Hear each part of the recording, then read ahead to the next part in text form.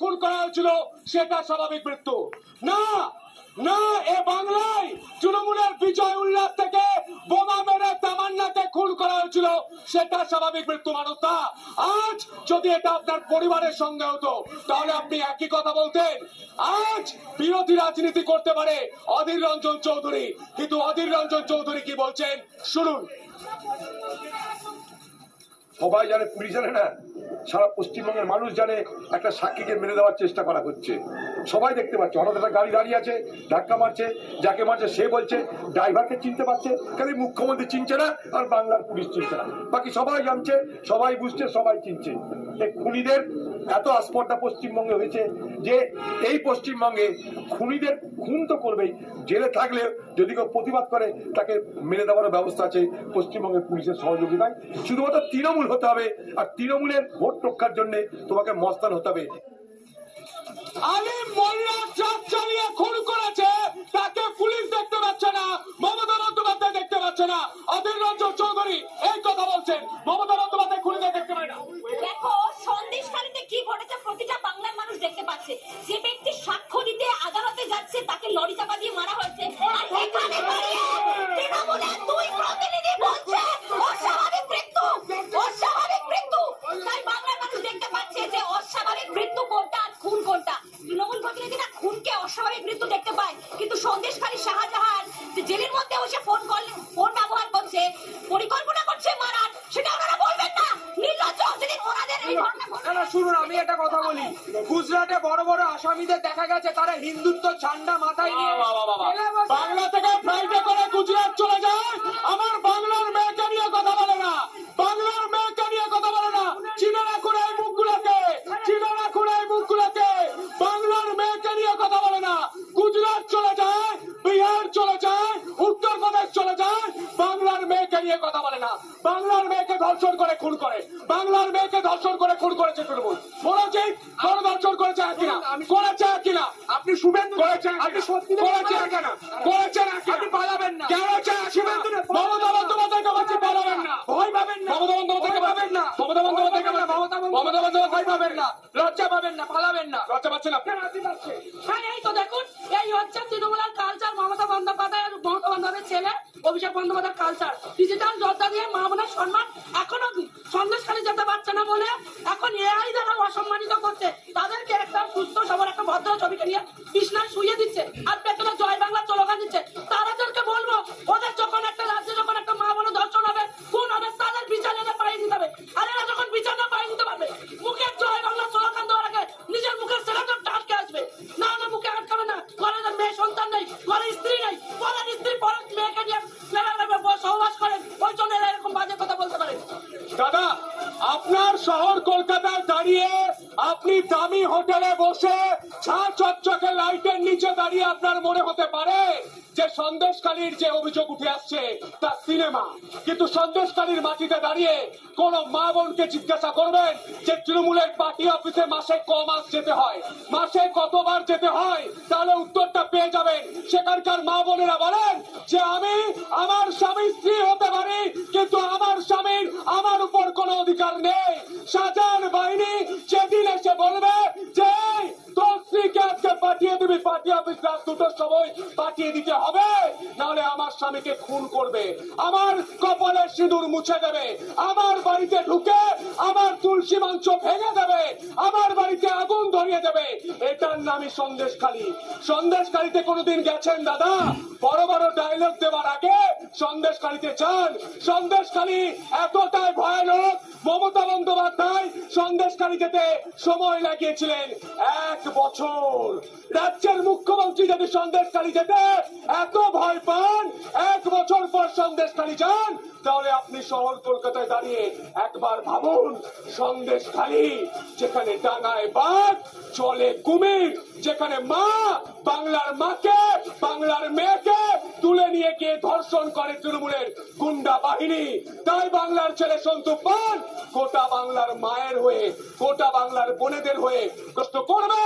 বুক চুটিয়ে চোখে চোখ রেখে আপনি একবার নয় 100 বার গ্রেফতার করুন সন্তু পানকে। সন্তু পানের কোনো ভয় নেই, কারণ সন্তু পান জানে আজ যদি প্রশ্ন না করি কাল আমার মা আমার বোনের সঙ্গেও একই অবস্থা হতে পারে। তাই প্রশ্ন করবো, এ বাংলায় হচ্ছেটাকে।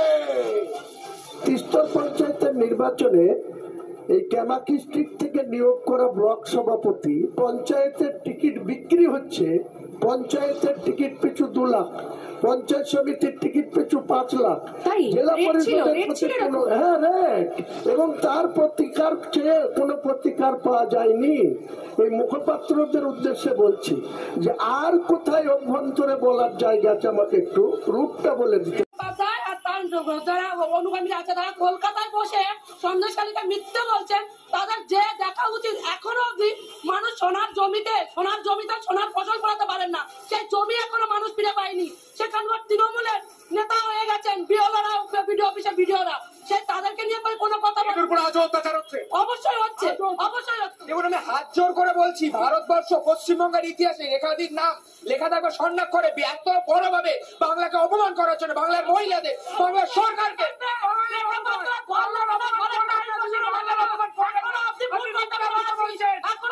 মিথ্যা কথা যদি বলে, বাংলার মানুষ মিথ্যা কথা বলছে। সন্দেশখালীর মায়েদের ধর্ষণ করে খুন করা হয়েছে, সেই কথা বাংলার মানুষ দেখেছেন। বা সন্দেশখালীতে মায়েদের অত্যাচার করা হয়েছে, ধর্ষণ করা হয়েছে, তারপর মমতা বন্দ্যোপাধ্যায় মিথ্যা কথা বলছেন কেন? উনি তো সারা জীবনই মিথ্যা কথা বলছেন। মিথ্যা কথা বলেন, মমতা ব্যানার্জির মুখে নিজের থেকে একটা মিথ্যাশ্রী ছুড়ে মারা। আমরা বারবার বলছি বাংলার অপমান, বাঙালির অপমান। সন্দেশখালীর ধর্ষণ করা তো বাংলার গর্ব। 26-এর ইলেকশন এসে গেছে, মমতা বন্দ্যোপাধ্যায় বসিরহাটে শাহজাহানকে দরকার, সমস্ত সাক্ষীকে মেরে ফেলা হয়েছে। বিজেপি দেখলে চিকেন প্যাটিস খাওয়াতে হবে। এখানে উপস্থিত মমতার দালালগুলো ত্রিপুরা জয় ভারত বলতে পারছে না, ভারত বলে চিৎকার করছে। এরা বাঁচাবে পশ্চিমবঙ্গকে, এরা বাঁচাবে পশ্চিমবঙ্গকে, মায়েদের সম্মান, এরা আজ তর্ক বিতর্ক করতে পারেন, কিন্তু বাংলার মায়েদের জন্য আর কোনদিন প্রশ্ন করবেন কেউ? কেন বলছি, যেই প্রশ্ন করছেন তাকে খুন করা হচ্ছে না গ্রেফতার করা হচ্ছে? বাংলার কোন জায়গায় প্রশ্ন করলো বাংলার সঙ্গে শুনতে বুক চুকিয়ে চোখের চোখ এবং রায় হচ্ছেটাকে।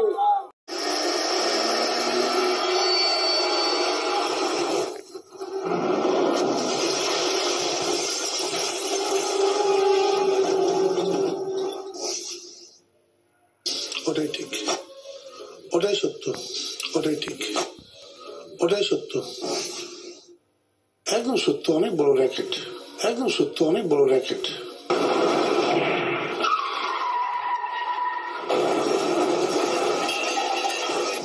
আদালতে যাওয়ার পথে ট্রাকের ধাক্কায় ছেলেকে হারিয়েছেন মৃত গাড়ি চালকও। বুধবার নেজাটে বাসন্তী হাইওয়ের উপর গাড়িতে ট্রাকের ধাক্কাকে নিছক দুর্ঘটনা বলে মানতে নারাজ শাহজাহান শেখের বিরুদ্ধে সিবিআই এর মামলার অন্যতম সাক্ষী ভোলা ঘোষ। তার দাবি, জেলে বসে খুনের ছক কষেছেন শাহজাহানই। অভিযোগ করছিলেন যে শেখ শাহজাহান জেলে বসে এই কাণ্ড করিয়েছে। ওটাই ঠিক, ওটাই সত্য। মানে আপনিও মনে করছেন যে শেখ শাহজাহান জেলে বসে এই কাজ করেছে? একদম সত্য, অনেক বড় র্যাকেট, এটা ফাইনাল।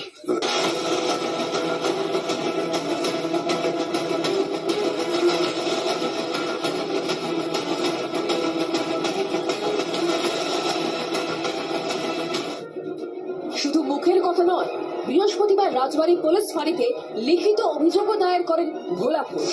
তালিকায় শাহজাহান, ট্রাক চালক আলিম মোল্লা সহ মোট 8 জনের নাম রয়েছে। সবার প্রথম জি24 ঘন্টার হাতেই অভিযুক্তদের নামের তালিকা।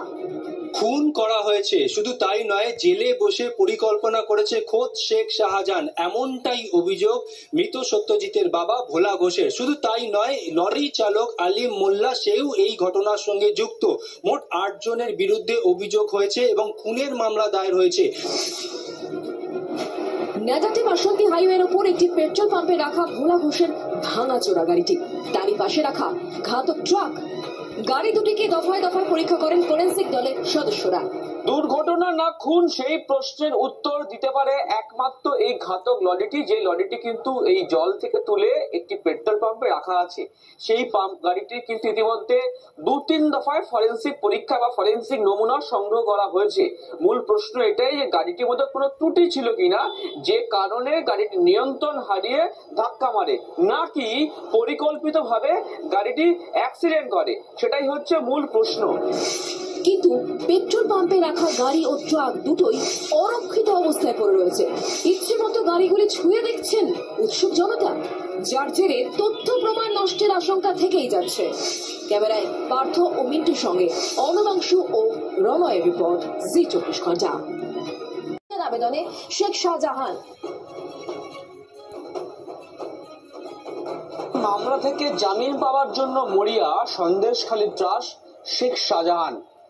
ইডির মামলায় তার বক্তব্য যে তিনি একজন সৎ ব্যবসায়ী, তার বিরুদ্ধে যে অভিযোগ উঠছে জমি দখল, টাকা কামানো, তারও কিন্তু কোনো তথ্য প্রমাণ নেই ইডির হাতে, তাই তাকে জামিন দেওয়া হোক এই মর্মে কলকাতা হাইকোর্টে তিনি আবেদন করেছেন। কিন্তু ইডির যে মামলা, তার আবেদন যে সৎ একজন ব্যবসায়ী, সেই মামলার শুনানি কিন্তু আগামী সপ্তাহে সম্পন্ন রয়েছে। একই সঙ্গে আগামী সপ্তাহে মামলাটি উঠতে পারে সিবিআই এরও, এমনটাই কিন্তু আইনজীবীরা বলছেন। পার্থ পালের সঙ্গে অনুমাংশু, 24 ঘন্টা, কলকাতা।